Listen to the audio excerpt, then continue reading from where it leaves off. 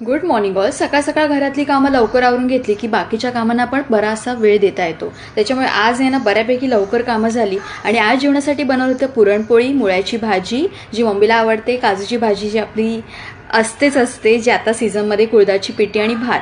तर हे सगळं ताट आहे ना मी एकदम प्रॉपर वाढलं होतं भाऊसाठी आणि माझ्यासाठी सुद्धा सेम. बट मी एवढं नाही असं काही प्रॉपर सजवत. पण आता बघूया भाऊची रिॲक्शन काय आहे.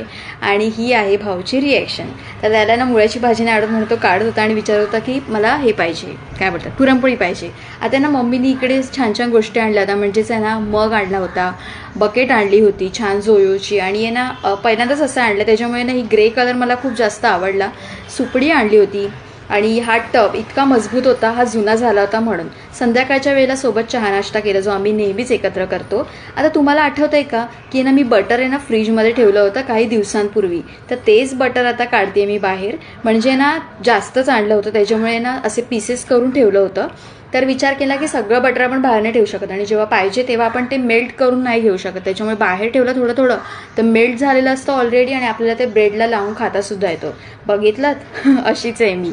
सो आहे ना आता मला इकडे कॉक्रोच दिसला गॅसवर आणि त्याला मी पळवण्याचा प्रयत्न केला कारण उचलून मी तर टाकू शकत नाही, तेवढी हिंमत माझ्याकडे नाही आहे. आणि स्प्रे मारला तर बिचारा मरून जाईल ना. आता हात तर वॉश करायला पाहिजेत कारण जेवणासाठी बनवली होती चण्याची आमटी आणि पाव. बाय.